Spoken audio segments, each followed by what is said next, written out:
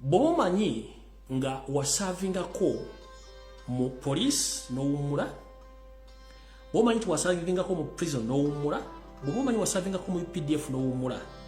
Wasavingako mu LD n'owumula. Uliriza nnyo. If you know that you are Ugandan who served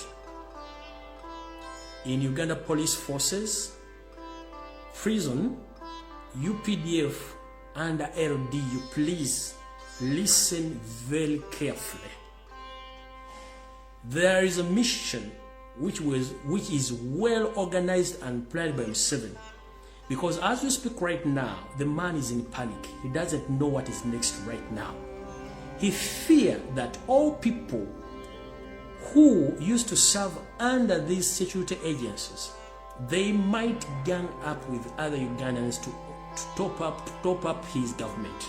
So, through same way ISO and ESO is planning a mass arrest of some of you who served under police, prison, UPDF, and LDU.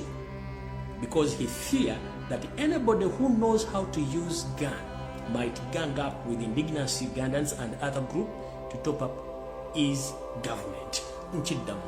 Uganda aliye ngomanyi nti wakolako mu police n'owumula, mu prison n'owumula, mu UPDF n'owumula, wepone mu LDU.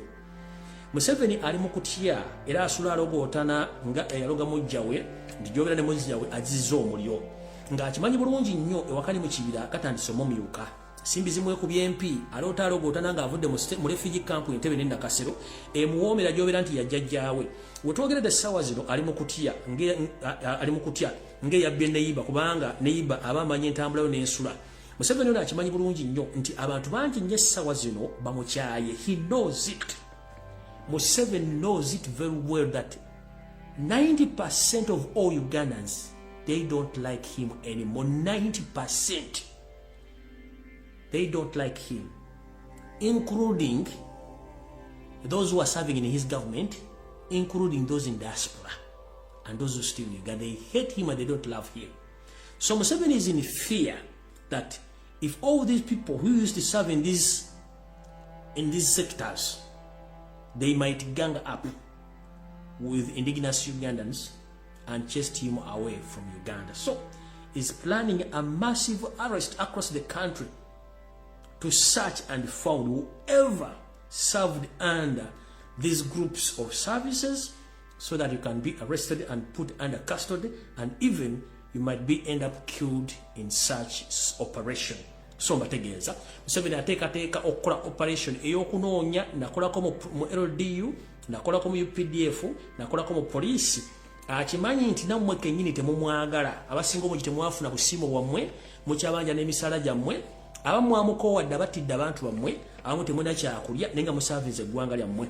So n'abakyali mu poliisi nammwe mwegendereze nnyo ddala ng'okimanyi nti toyagala gavumenti munnange yogera bitono nnyo kubanga buli onaye mutuuka bamanyi ki ekyokukola kubanga Abanyarwanda beetolodde buli muntu yenna. So mulina okubeera nga mukimanyi kino kigenda operation egenda tandika very soon gye bujjako katono nnyo. So ng'oli eyo nkutegeeza muganda wange nze byange bwentu bwe mbyogera bituukawo ate munawooza muti yatugambye bali mu kukwata baana babatwala babatraininga mu bintu ebitategerekeka. Wano nno nga nfundikira video ya leero njagala mutagingire omukyala gwe bayita Shami Malende ne baloya bonna abakola ku mulyango ku musango gwa muganda ffe Ssegirinya ne mukulu Ssewanyana. Ntegeezeddwako mu nsonda ez'enjawulo nti Yoseeri ne gavumenti bali mu panic. Ekituufu tebalina musango bavunaana Ssegirinya ne banne. Bali mu kwebuzaabuza nga bafu abaana kuba kimanyi nti Ssegirinya omu ku bantu abali straight ate nga ayagalwa abantu. Kyakola abakimanyi naye yalina omuteekako musango okumukkakkanya etuttumu n'okuba nti yagaana okukola bye yalina okwagala okukola. Kati balooya bonna aba National Unity Platform abali mu kutuwooza omusango gwa Ssegirinya muwulize message eno bulungi nnyo. Ekisookera ddala nfunye information eno ng'endaga nti ne mu kibiina kya National Unity Platform mulimu abantu abajja okukozesebwa state okulumiriza Ssegirinya naye muyinza obutabalabako. Mwategeddeko nti gavumenti egamba eyagala kuleeta abajulizi nga beebikkiridde nga tebagenda kulaga feesi zaabwe obujulizi. Mwabategeddeko tuza mukimanyi bulungi nnyo.